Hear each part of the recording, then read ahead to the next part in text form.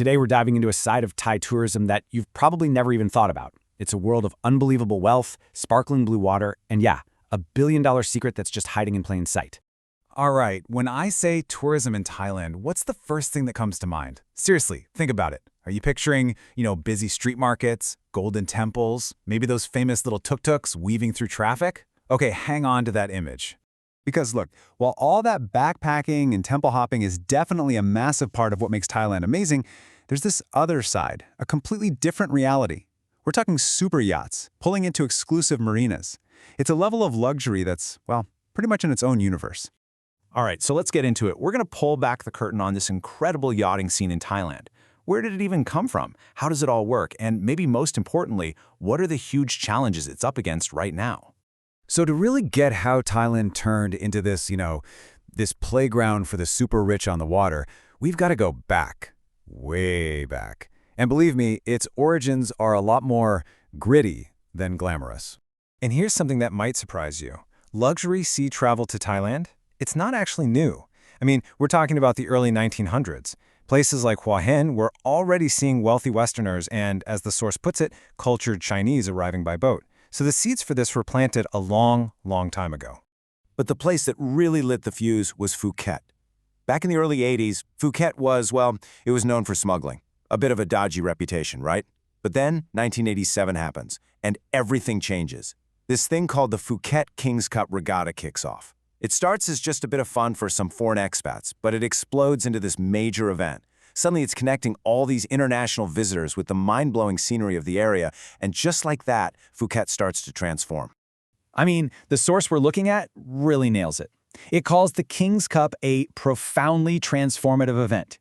It literally broke up the old smuggling economy. Think about that for a second. One sailing race completely changed the fate of an entire island, turning it into the global hotspot we know today. That's wild. Okay, so let's fast forward to today.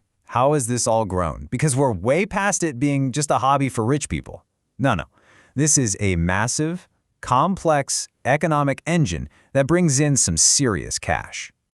So when we say yacht tourism, what are we actually talking about? Well, at its core, it's super high-end travel on the water. It's all about total luxury, total privacy, and getting to see a country's coastline in a way that, let's be honest, almost nobody else gets to. In Thailand, it's the perfect stage for this. Phuket is still the main hub, for sure, but from there you've got the incredible limestone cliffs of Panga Bay, the amazing diving spots near Koh Samui, and of course, the postcard-perfect Phi Phi Islands. Every single spot is its own little piece of paradise. And what's really interesting is that the market is kind of splitting in two. On one hand, you've got your classic luxury charter, champagne, five-star service, the whole shebang. But then there's this other, newer movement that's getting huge. Eco-friendly yachting. People who want to enjoy the beauty, but also make sure they're protecting it. So who's actually doing this?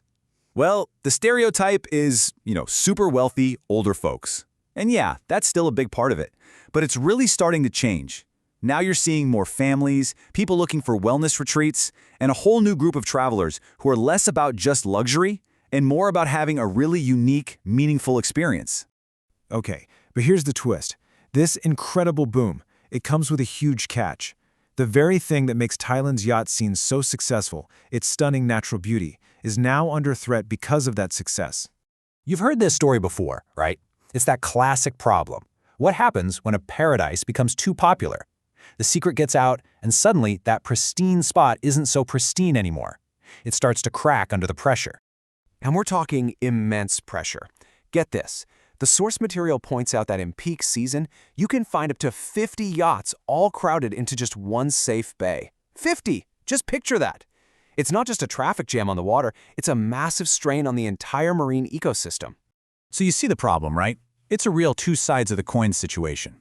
On one side, you've got this incredible economic boom. Tons of jobs, money pouring in, beautiful new marinas being built. But flip that coin over, and you've got the environmental cost. Damaged coral reefs, pollution, and a huge drain on local resources. Which brings us to the million-dollar question, or in this case, the billion-dollar question. What happens next? Is there a way for this industry to keep growing without, completely destroying the paradise that people are paying to see? Well, the good news is, people are trying.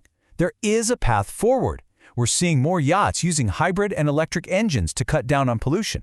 Marinas are being built with the environment in mind. Even simple things on board, like how to handle waste or drop anchor, are becoming more sustainable. And technology is at the heart of all of it. And you know who's driving this change? It's the travelers themselves. As the source points out, today's luxury tourist isn't just after flashy stuff anymore. They want real experiences. They care about authenticity, they care about sustainability, and they're putting their money where their mouth is. So, if we're looking into the crystal ball, what's next? Well, 3 big things. First, that hunger for real experiences isn't going away. Second, technology is going to keep making things cleaner and easier. And third, we're going to see a whole new wave of yacht tourists coming from new places, especially from right there in the Asia-Pacific region. But there's one more massive challenge, and it's just as important as the environmental one. With all of this incredible wealth being generated, how do you make sure the local communities actually benefit from it? How do you spread that wealth around fairly? That question is absolutely critical if this industry wants to have a healthy future. And that leaves us right here with the big final question. This whole billion-dollar industry is standing at a crossroads. It could become a shining example of how to do luxury tourism right, sustainably. Or it could become a sad story about a paradise that was loved to death. The direction they choose to sail in next, well, it's going to decide the fate of one of the most beautiful places on the planet.